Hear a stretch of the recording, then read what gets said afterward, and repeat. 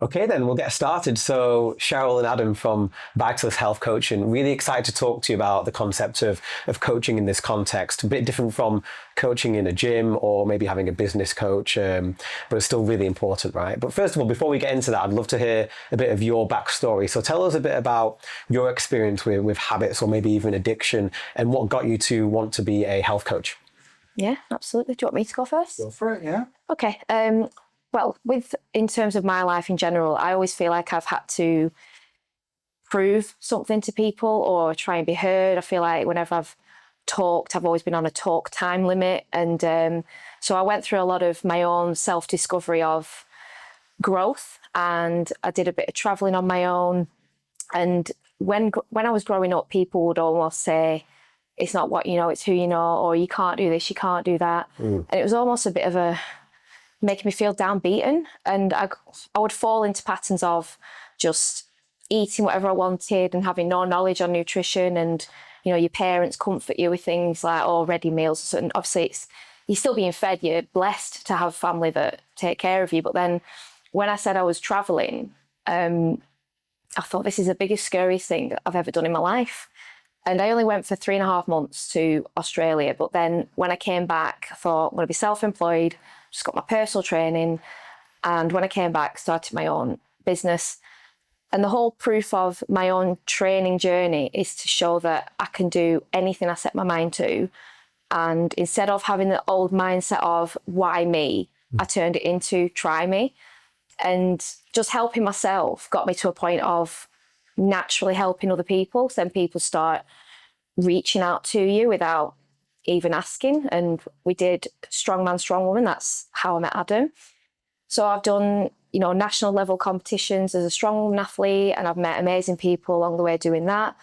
I've been overweight, I've been underweight. I've had emotional struggles more than anything, even though I have overeaten in the past. But I would say it's always been strongly emotional for me. And I've always had to physically do things to make me feel stronger again. So being mentally, I don't want to use the word worthless, but that's how I felt at the time. Doing what I did with my job as a personal trainer has brought me to this very point where I'm at today, to help people build on better habits, build better relationships with people, with food.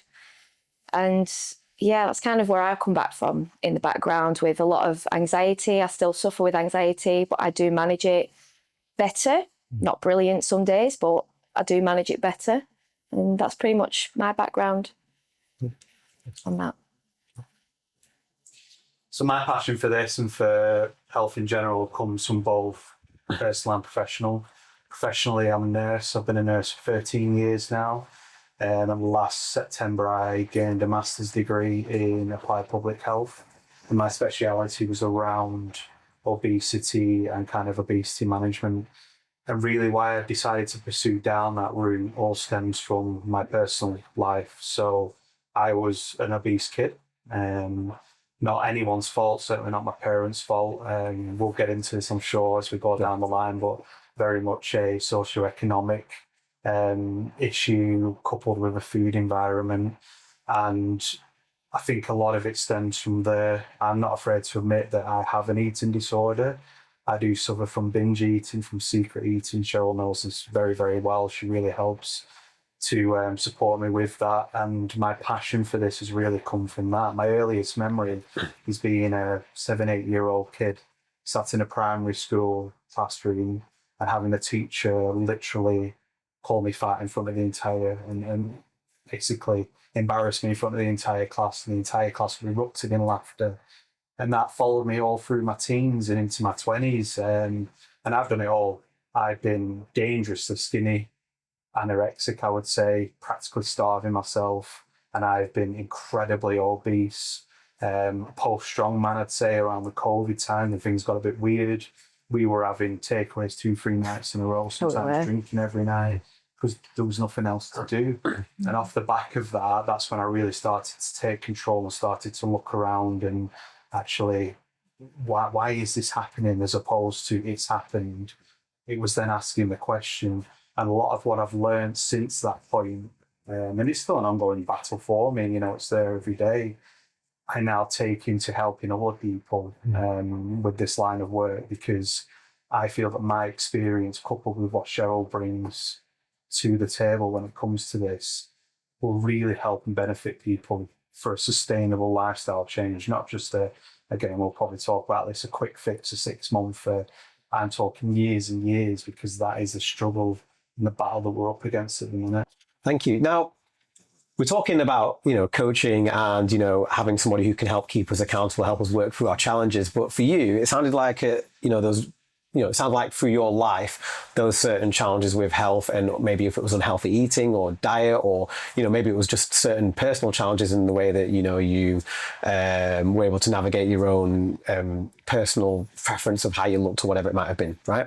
You've touched upon it, but what was it that really triggered you to want to change, or what was it that helped you to move from that point where you were stuck to the point where you were making progress? Was there a coach, or was there something else you had to do? Did it take something else? For myself, I mean, I'm only 4'10", and I had a bit of a background of bullying with being short.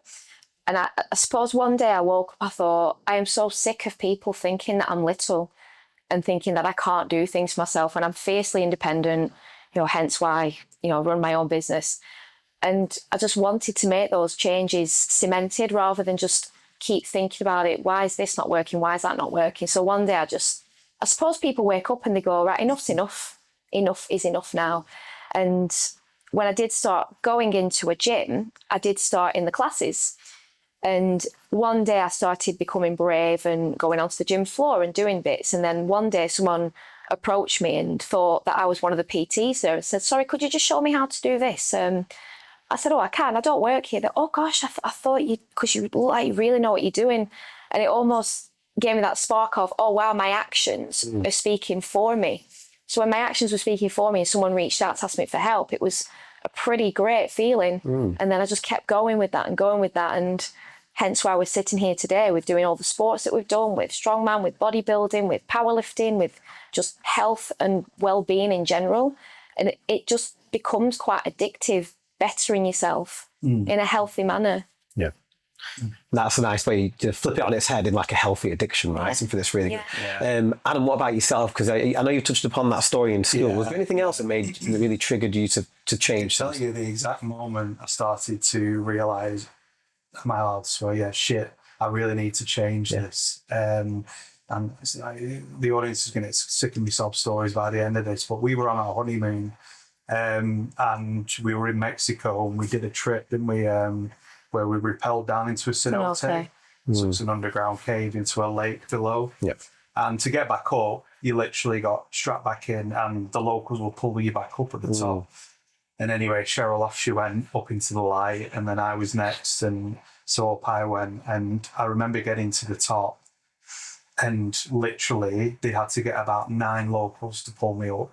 And they were all kind of talking in Spanish, laughing and joking. And then the tour guide said to me in English, oh, we've had to get extra help to get you up and stuff. And they weren't doing it in a nasty way, but I suddenly felt that small. And I tried to laugh it off. Cheryl didn't know at the time, because you were just kind of laughing about it as well. Because it was, everyone was laughing about it. Because it was when I was at my heaviest. And all I wanted to do was just hide and disappear. Yeah, you didn't want photographs taken. No, and either. you only noticed that when I look back. When you look back months later, when we've talked about it, I'd always avoid photos, or if we had photos, I'd make sure it was just my head and stuff like that. And it was during that period when we got back, I said, listen, I need to make some changes. And initially it was a coach. And again, it wasn't that I didn't have the knowledge. It was more an accountability that I needed. And I know Cheryl's a personal trainer, and she's one of the best, in my opinion, not being biased. But it doesn't work between husband and wife in a lot of cases, because you don't tend to listen to each other in that regard. Like, I've got a qualification in nutrition, but Cheryl wouldn't come to me for nutrition. That's absolutely fine. So I just needed some guidance and some structure at that time in my life. When I got that, achieved what I did there initially, I think I lost something like 24 kilograms during that period. It was then that I started to get a real fascination, as I mentioned earlier, around the why of this has happened, rather than the it's happened kind of thing. And that's when I started to do a lot of the studying and pick up going in to do my masters and other things, and get a real fascination for what's going on that's causing this, not only for me, but for millions of people in this country and around the world.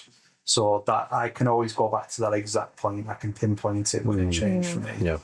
Yeah, and I wanted to ask that question, and thank you for sharing. I wanted to ask that because I always find it really interesting that there's always a bit of an irony, isn't there? That the point in which we turn our lives around and we are inspired to do great things is sometimes at a really low point, or sometimes really triggered at a very specific moment, and it's usually a story or something that's happened in our lives. But that doesn't always happen for everybody. Sometimes they have a bad story and it makes them go lower.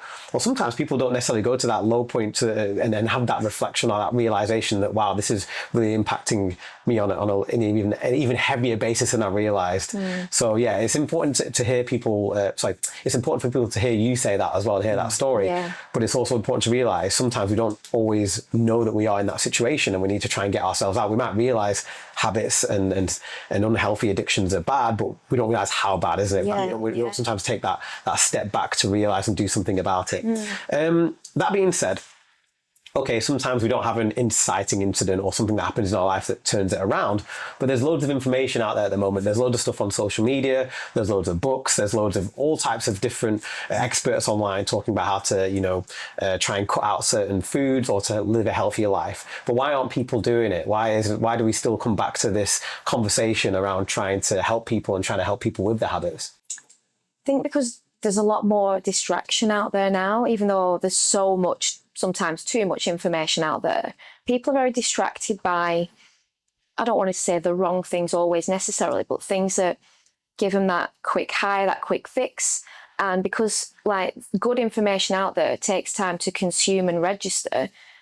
I know people who are still trying to pass the theory test and they just can't because they don't want to dedicate the sit down time to revise.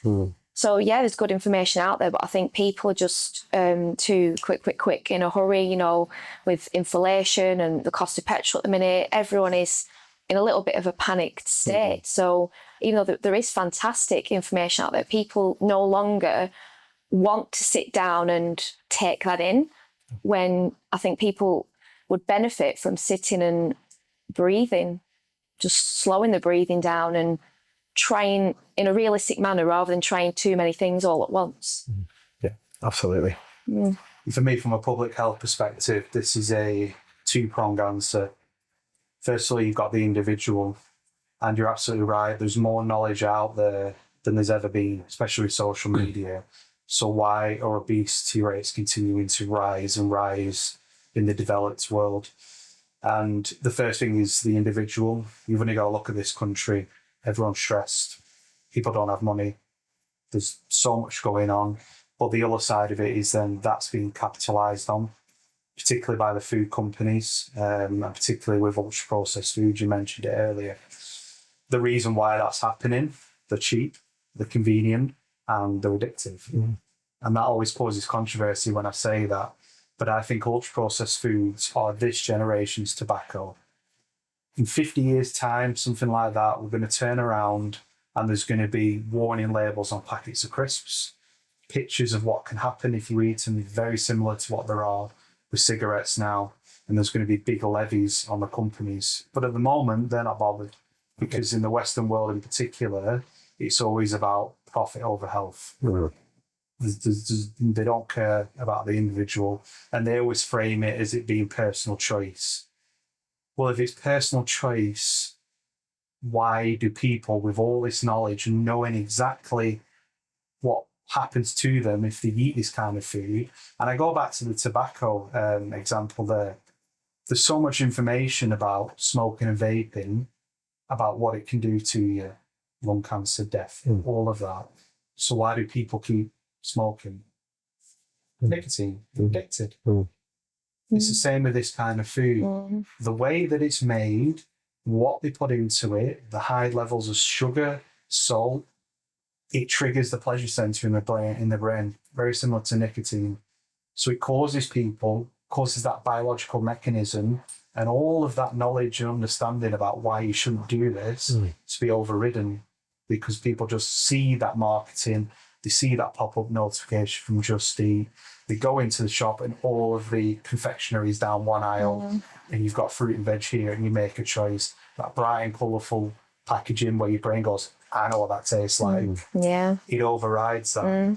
So going back to my original point, it's two-pronged. Certainly it's for the individual, but the food environment for me is why we're continuing to see those rates rise, and why that doesn't matter how much knowledge is out there, you're not going to override that, unfortunately. Yeah.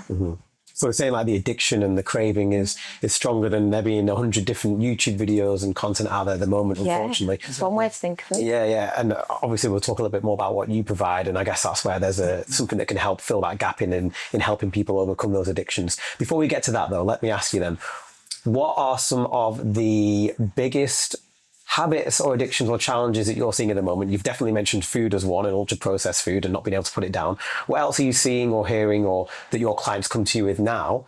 And is there anything that you think is different or more prominent than it would have been maybe 20, 30, 40 years ago in terms of our newer habits, or not necessarily newer habits, but addictions that are, more popular, should we call them, than they might have been previously? I think two big ones we've summarised recently are time and stress. Yeah. They're a lot more than they were maybe 20 years ago. And the food obviously is the other one.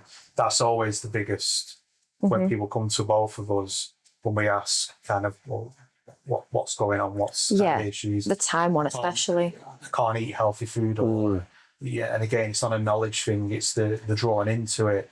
And then it's like a snowball being rolled down a hill, isn't it? It's someone's stressed, they wake up stressed, they've not emptied the stress bucket, they go to work late because they've woken up late, the kids have been a nightmare or whatever, they've not prepared the food for the day.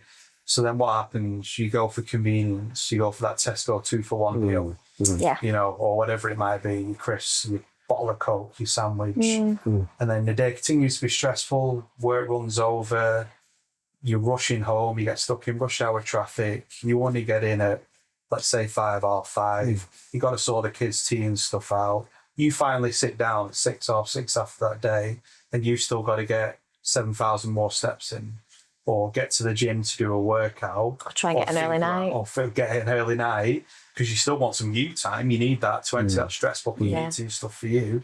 Or certainly, and the biggest one, which is why I see people fall down more so in the evening than at any other point, and you'll agree, is the food. Because the last thing when you've got all of that going on, and that's happened that day, is you want to sit down and cook a healthy meal.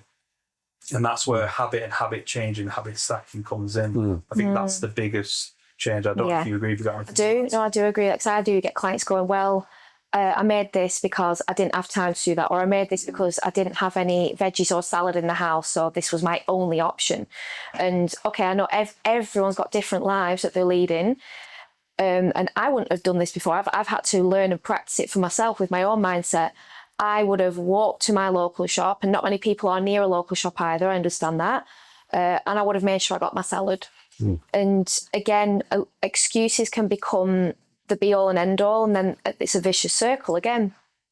So yeah, it's definitely the time, it's definitely the stress, and people want to commit to the goals, they want to do positively with them, but there's a lot of things dragging them back without them working on what's dragging them back. So what I do with clients is, let's not try and fix 5 things, let's try and fix 2, maybe even just 1. So if training's going great, loving it, hit my cardio, steps could be better, my sleep is shocking, my nutrition, okay, right, you're going to work on your sleep hygiene and better nutrition. When you say it's progress over perfection. And not being afraid either to show me what you're eating, because I do get clients that they shy away. They go, don't be nervous and don't be shy. I said, I'm here to help you make better choices for the future. So I will get clients sending me pictures of, I had a doctor in the past, she'd gone for a Kit Kat Chunky, or I had a headache and I just needed something quick. And I'm someone who never judges for anyone's decision making like that. I said, okay, you've obviously had a very busy day. Make sure next time you've got a glass of water or a bottle of water by your desk, some paracetamol next time. But then months and months and months later, she said, I've got brilliant news. My fatty liver is no more, because that's what her worry was. A doctor coming to me with that concern. And you talk about knowledge. And I didn't give this lady a diet plan because I still wanted her to have freedom of choice, learn the hard way, but then learn from, oh, wow, this actually works. But it just takes time. Now, that's a really good point, is I think people want a quick fix, don't they? Sometimes they just want, what's the quickest way I can, override this bad habit that I've got? And when we talk about habits, I just want to clarify. So you predominantly, is it looking at food, or are we looking at any other kind of habits? Looking at lifestyle in general, just Lifestyle. across the life. So when we sit down initially to talk to someone, we want to find out exactly what their day looks like. Exactly what's going on in the wider picture. It's not just about, right, let's send you over a workout plan and a meal plan, because they are perfect plans for an imperfect world. And 99% of people live in an imperfect world where they've got stuff going on. So it's about looking at, right, well, what can we do that's going to be manageable for you, for that person? Not what's perfect, because we know that's not going to work, and all that's going to happen is we're going to be back here next Monday and no progress is going to be made. But what habits can we look at that we can tweak, that we can change, and make small enough changes that actually it doesn't feel hard, it doesn't feel like they've done anything at all, but produces, again, that snowball effect, the biggest outcomes for that person. Yeah.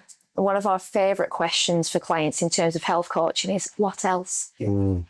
Just what else? Because then they have to think about what else is getting in the way, who is it affecting, what else is it affecting in terms of your internal, your external well-being, your mental health. What will happen if these changes don't occur?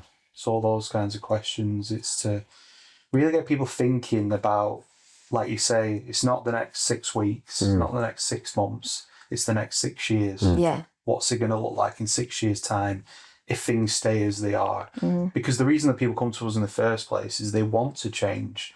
It's not through, they're not being forced to come and have these conversations with us and work with us. They want that change, but in a lot of cases, they just really don't know how. And that's why these conversations really matter. Very important. Yeah, definitely. I think there's a lot of power in conversation that people tend to miss. I think people think that they can figure things out in their own head sometimes and just go to the gym and do what they need to do in the gym. But actually our thoughts are convoluted with a lot of different emotions as well that keep us in a bit of a spiral. It's sometimes that conversation with someone else that gives us perspective. That being said, so let's say I'm somebody who goes to the gym, 4 or 5 times a week, pretty good, got a pretty good routine. Maybe I'm plateauing a little bit, but, I'm pretty strong, I'm pretty healthy in the gym. But then when I go home, I'm tired, I'm lethargic, maybe I'm still stressed, I can't figure out why I'm still feel kind of crappy at the end of the day. What is it that you do that bridges that gap? Because you can have a coach who's in the gym and is helping people with their fitness, but why have this idea of health coaching to go with it? I think we bring out what do you feel that you need to work on to stop this constant fatigue taking place. And again, we don't make the suggestions and we don't interrupt, because with health coaching, it's about having that listening skill. And it's about, right, okay, so what do you want to improve on with our help today? And we go off a greater model. So we go through the goal and rapport, explore, achievable, and time. So by doing that, we don't tell them what the greater model is, but we demonstrate it with the guided through journey, the journey. So they will basically be able to waffle as long as they want within that time frame of if they've got an hour with us. And it's about us getting in the great model within that, so that we get to find out why they're getting fatigued. And we say, okay, so it sounds like, you're doing great in the gym, fantastic. So with the fatigue, what do you think might be causing that? Instead of saying, why don't you try this? Because that's what most people do. What do you think might be causing that? And they've got to actually think about what's causing that fatigue rather than us trying to guess and give them the answer. So when they start talking again and getting on to the next part of the greater model, we then get results. And by the end of the greater model, we say, right, fantastic. So how motivated do you feel right now out of 1 to 10? And if they say, oh my God, like 7, 8. Okay, so how committed? So how motivated and committed? Because motivation fizzles and dies. It's not always going to be there, but how committed are you? And then it's like, right, great. is there any way you'd be able to show me this? Like, keep me updated with how you're getting on. Because then it shows that we're invested and interested in helping them improve in that area. Great stuff. I think how we're different to traditional coaching, and Cheryl's just alluded to it there, and this isn't a bad mouth coaches, because there's some amazing coaches in the world, but a lot of coaching models in the health sense tend to be, here's your plan. Well, initially it's a form you fill out, right, here's your plan, off you go, message me with any questions, and once a week you fill out a form and it's a 10-minute video check-in. Where we differ is we go beyond that. We spend an hour at least a week having the conversation Cheryl's just been talking about with that client every week. And it's about reviewing how's the last week gone, the goals that we set last week, how they're gone, why has it not quite gone so well, what's gone really well. It's really exploring it. So it's breaking down that person so we can really, and they can really understand exactly what's going on. And to your point, to your example, we can then figure out, well, this person is doing incredible in the gym. That's not an issue. So why have they stalled? Why has progress stopped? And it's about then moving that side out of the way and looking at everything else that's going on behind the scenes with that person, exploring the sleep, exploring the stress, exploring the nutrition. Is there something bigger that we don't know about here going on? And that, for me, is something you don't get with traditional coaching, because you can't do that in a 10-minute video call or a check-in form. And sometimes as well, it's not even about the things that you think come first to your mind. It could be they're having problems at work or problems with a partner, and that's why certain habits are happening. But because they feel too afraid to speak about it, that's why they'll go, oh, I'm just used to it. And what I advise my clients is, well, you don't need to get used to it. You know, there's always a way out. It's not a quick way out, but we can always work on it. And this is a great thing that you're saying, because it's like music to my ears. I'm a performance coach, so I work with people through those conversations and that growth mindset approach, which is what you essentially what you're saying is we're ironing out the creases, and we're looking at the whole person. We're not just looking at separate parts of the person. Yeah, so it's holistic. Exactly. We're not all separate parts of ourselves. They're all intertwined, and all parts of ourselves are interlinked. Where you are at home might affect the way you turn up to the gym, might affect when you go home and what you eat. Rather than just giving someone a diet plan, it's making sure we're filling the silence and the gap in between, so they don't struggle between getting to the gym, getting home and eating the thing. It's what's happening in between, what's the habit or the challenge in between, whether it's a stress or a feeling or whatever that might be emotionally, or like you said, it could be an argument, it could be a family complication, it could be work, time, all these kind of things. It's looking at everything to make sure it all flows nicely together, which is great. We don't really good. like the robotic, the cookie cutter, the like clinical type of approach, because people will instantly just feel that. And so that's why me and Adam have always been quite holistic and open. Sometimes I'm a little bit too open, but I think it's good to be that way, because there's some people who'd love to express certain feelings and then they get judged for it. And I just think, who cares? Who cares? Because if you let people make you feel insecure, that's them winning in a way. Yeah, that's it. And like you said, that's just one thing you might have to address with a particular client, right? Exactly. Excellent. Yeah, no, thank you for that. So just coming to our next question. Let's say I've got another example, because this is the kind of thing that might come up with a client, right? So, in this day and age, you've talked about inflation earlier, that, it can impact even buying the types of food that we want. So let's say, I'm a client who's come to you, and yes, I really want to work on my diet, because I know that's going to support me in the gym, and I want to eat healthy, and I want to eat at better times of the day, and I want to look at all these different elements and all these working parts of my week. But there's one problem. I feel that going and shopping for healthy foods or healthier things are like way more expensive than me actually getting the cheaper processed thing, which is easy to make and easy to cook and stick in the oven. Is it not going to be even more expensive for me to try and, live this healthier lifestyle? I thought it would be cheaper and better for me, if anything, but it's not. Yeah. Again, I think it's about looking at the whole person and finding out exactly what's going on. Why is there a budget issue? Is it that things are being spent on other vices, for example? Okay, well, before we worry about your health and well-being, let's look at that potentially first. And we've done it before. I've literally gone through supermarkets and said, I want you to buy this for the week. And match there or thereabouts the budget of when they were buying 5 microwavable lasagnas for the week or whatever it might be, you'd be surprised what you can do.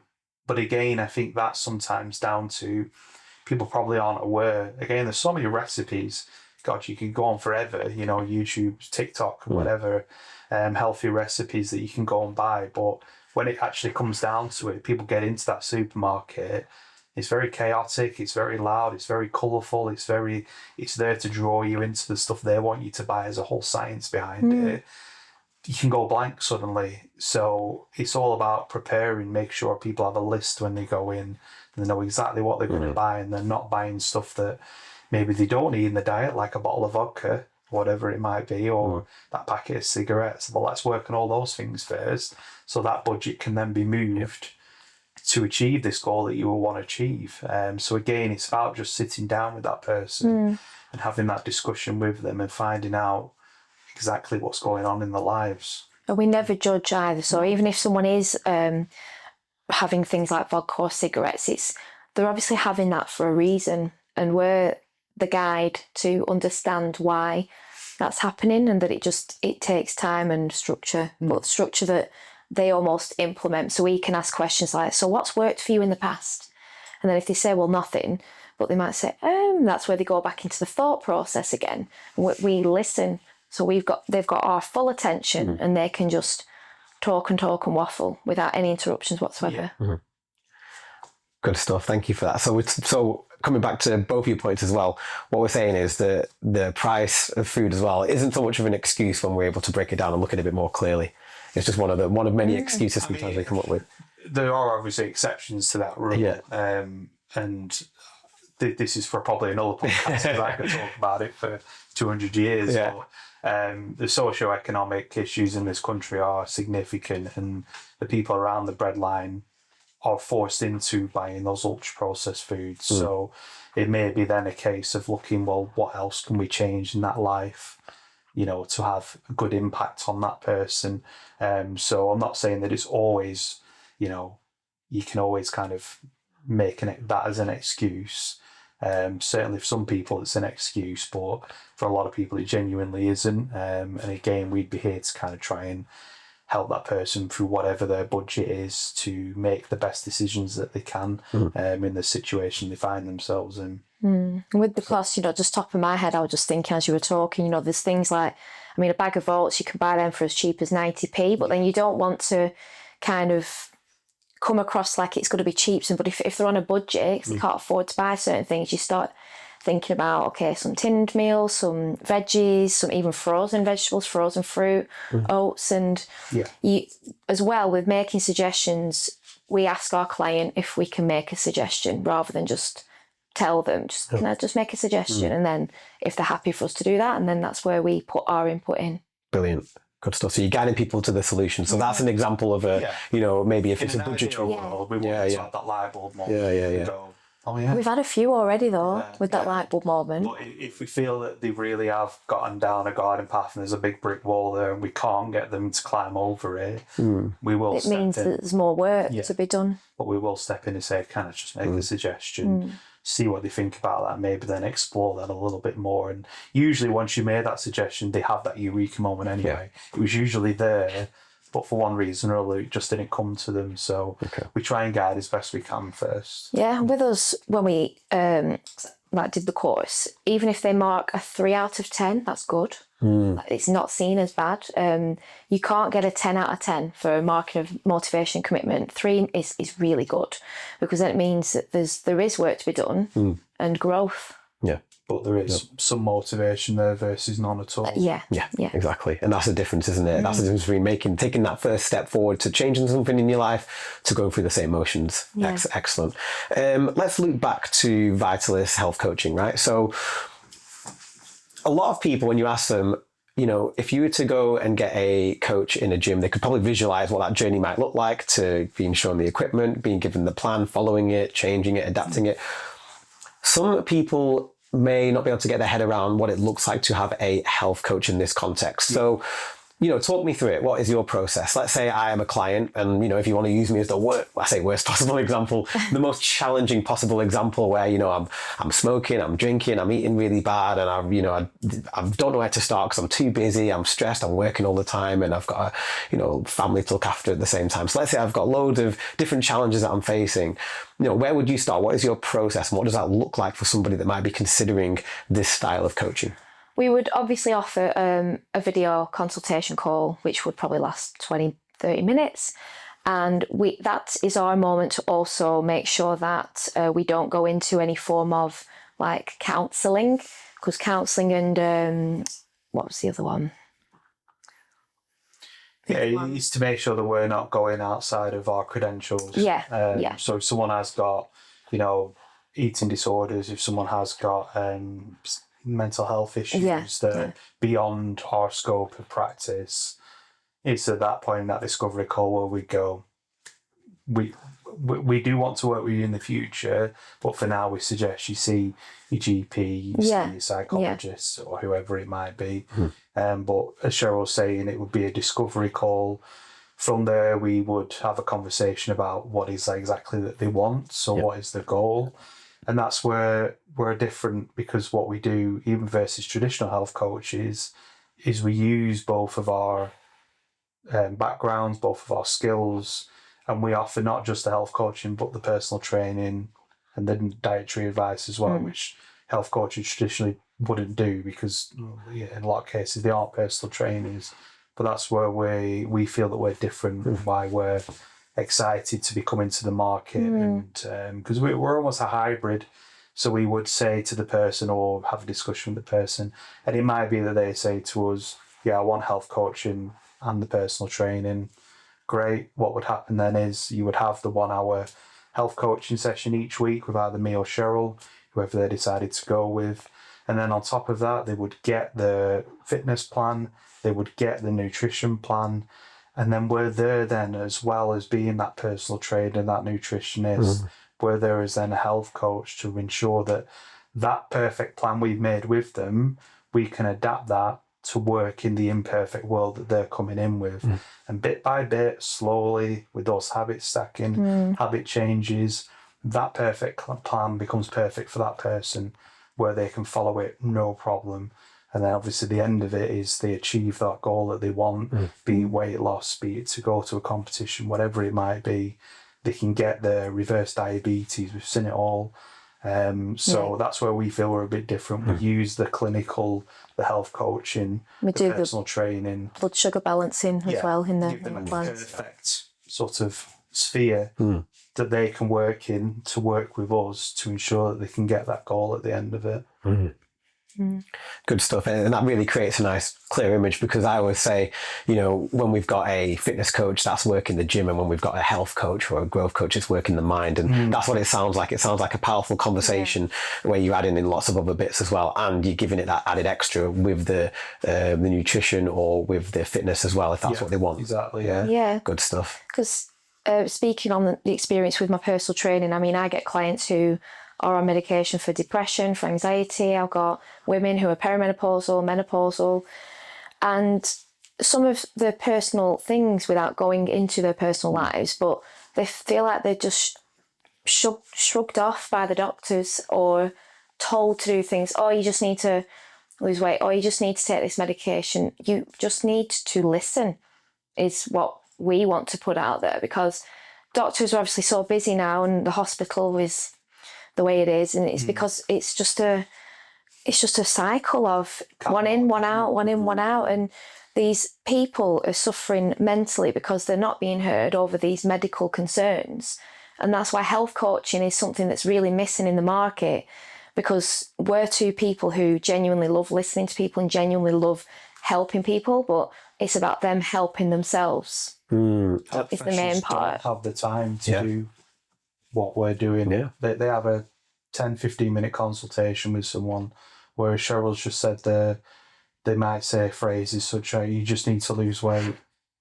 Your BMI is high. It's like telling an addict to stop taking drugs. Well, I know that and I want to do that, but I can't. That's why I'm here. and then, you know, the comorbidities that come with that and everything else. So that's where we feel we're bridging the gap, is we actually have that time to not only say you need to lose weight, but here's how.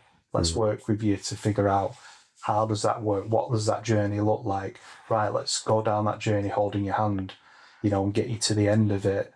That's how I think we're different to everyone else. Yeah, definitely. 100%. It's great. It's great that you're doing that, and I definitely agree. I think you know, and I'm sure you'll agree with me on this, both from client perspective and practitioner perspective, you see the power of, you know, somebody having that conversation with you and feeling motivated to doing something rather than just feeling like a tick box. Yeah, it's so important to really get someone in that frame of mind by helping them feel heard, by, you know, understanding that actually a lot of what we do is tied in with our emotions, rather than just thinking it's a case of, you know, people saying to us, oh, just stop doing it. We can't just stop doing something. We have to go through the process of understanding the why we do something, and, you know, conditioning ourselves and unwiring and untangling those habits that that have been, you know, kind of almost ingrained into us through our previous habits and previous experiences. It's not as straightforward, is it? I think it's about, as well, getting people to understand that we get it. And in the trenches, we've done it, we still do it, you know, we know exactly what that feels like. So, you know, that's why we're on this journey with you, because we completely understand. We know why this is happening, not only through, you know, our clinical knowledge and everything else, but through our lived experience as well. So we will help you, because we've done it. We've been there. We've got the badge. Everything else. Yeah, we've been at rock bottom. We've been to a point, both of us, before we even met, where you couldn't get us up off the floor. But you can. There'll be people right now feeling that way. And as I said before, we're not like counsellors, but we are most certainly two people that will help people get to a better place, even if it's not the far end result. And they go, yeah, I think you've got me started off with health coaching. I'm happy to go ahead alone after this, whether it's 6 weeks or 8 weeks, whatever we do. Yeah, it's a different approach altogether. Yeah, absolutely. Good stuff. Thank you so much. I mean, we started with you, and I want to come back to you just to finish with a couple of questions. What's maybe something that you still struggle with? What's something that maybe you still battle with, or you try and resist? And what do you do to help with that, whether it's an addiction or a habit? This is what I was saying before we started filming. So I know yours. I think you know mine. I'll let you go first. Mine's definitely food. It's always has been my Achilles heel. Probably always will be. It's something. It's demons I battle every single day. It's often relentless. It's exhausting. But I look back, and I think this is where people sometimes don't give themselves credit when they have been on the journey, is they don't look at the progress that they made. And I've been guilty of doing that. And I, you know, even when I look back at, like, I know the dreaded sad step, the weighing scale, over the last 7 years, even though I've had small dips along the way, it's always been a linear. And if it takes me another 6 years to get where I want to be, that's absolutely fine. It's a journey I'm on, and it's something I'm getting better and better at. I'm learning more and more about, and I'm applying everything I'm learning about myself and educationally to helping others through that journey as well. Because exactly what I said earlier, I've been in the trenches. I still am. I know what a firefight it is. I know how hard it is. I know what we're up against and battling with the food environment and everything else. But that's certainly my Achilles heel still. Well, I mentioned at the start that anxiety is mine. And sometimes we're very yin and yang, aren't we? So Adam deals with things in a very quiet manner, whereas I can, especially when it's my PMS time of that month, I can blow up. But there'll be a lot of women hopefully now looking at this thinking, oh my God, I'm the same. And, you know, my anxiety has followed me from, I can't even tell you what age, but it's got to have been from when I was little, really, really small, and when I was at school, and just bad experiences of what happened. Yeah, still always there. But like Adam said, the food noise is always there. So bad experiences of my anxiety, whether it's been as a child, in past relationships, just people picking on me or saying I'm not good enough. And, you know, just anxiety of feeling like I've always had to explain myself, but I just know I don't need to do that, because everyone who knows me absolutely loves working with me, loves being my friend. And yeah, I suppose I've always been up against myself, and like that's being stripped away now. and trying to work on my anxiety, I do go to hot Pilates. I've only been twice. Me and Adam meditate together. We don't do it every night, but gosh, when we do, it's so nice. We'll either follow a YouTube video or we'll literally just put meditation music on and we'll lay on our living room floor with our palms facing up, and it just releases that melatonin, so that hormone that we're supposed to release before sleep. So that's already focusing on reducing my anxiety, because I do carry a lot of stress in my chest. But I think as I'm getting older, because I'm going to be 40 this year, I don't want to take that into my 40s. 40 is supposed to be some of the best years of your life. But yeah, we both know that those are our biggest bits that get in the way. But as Adam said, I used to look down. I used to say sorry all the time. I am far. Yeah, I used to. Even my mum, I used to just say, "Oh, I'm sorry." She'd stop saying sorry for everything, and it's just a habit that I've grown up with. Yeah. And you're both doing a great job. I mean, like, I always every time I see you, I always feel like you're so confident and you're full of life and energy. And clearly some of the stuff that you're doing some great work around health, and to say that you've battled that and you're still, on top of it is really good. So, and it just goes to show that those things are having an impact on other elements of your life from the looks of it. So, like, well done, great job. Thank you. What's the difference between going it alone and going it with a coach? Second guessing or structure. Yeah, I think structure is the big one. Going back to what we've said a few times, the amount of knowledge out there. If a lot of people, if they don't go with a coach, might start to do this and then a little bit of this and a little bit of that. Before you know it, they're in a massive tiz, and then it's Friday night, Domino's apps just pops up and you're back to square one. So I think it's that structure, that accountability, and that guidance, and just that person to just be like holding your hand and guiding you through that process. Sorry, but finding out why people are going down that route, because I don't want to use the weekend as a weak link in people's chain, but people then relate food to not just how it tastes, but how it feels on a certain day of the week. So then that's made it a bit of a pattern that they struggle to break from, and just coming up with ways to try and think of alternatives, perhaps. Excellent. And again, you touched upon a massive thing about accountability, structure, all really important. And if you were to envision the type of client that would really benefit from coaching, if you were to envision the kind of thoughts they might be going through right now, the feelings, the experiences, what kind of people right now could you really, really help as a coach? Yeah, I think given our specialities and given our backgrounds in education, we certainly, I would say our ideal client is the person struggling with the weight, or struggling, with the food noise and all that kind of stuff. Certainly women would benefit massively from working with Cheryl. I've seen that in action, but for me as well, men, those men that maybe struggle to talk, that are hard to reach, I've done a lot of work with that. So we will work with anyone, but I'd say our ideal client is that person that's really struggling with that structure, that guidance, and how to navigate the environment that we find ourselves in. Yeah. And predominantly it sounds like it's food habits. Could they come to you if it was any other kind of health issue you considered? Certainly help with things like stress, general injuries. You've worked with people with, you worked with a gentleman who used to be paraplegic for 7 or 8 years, and he's out of his wheelchair now and doing really well. So we have worked with a variety of people.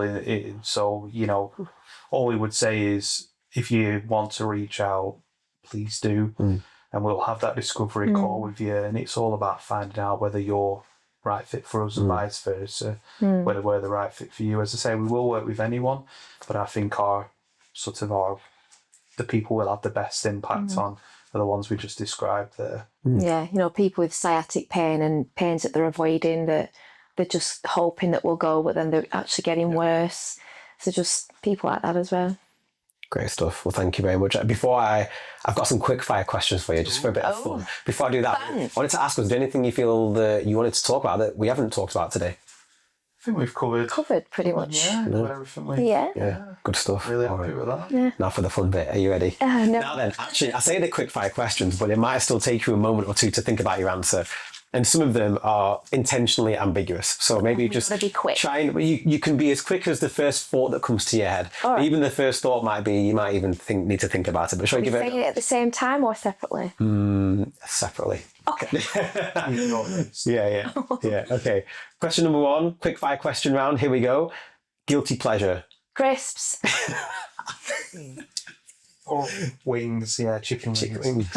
2 very good choices. You were very quick. Yeah. There's no doubt that you love your crisps. I love that. Most annoying health myth.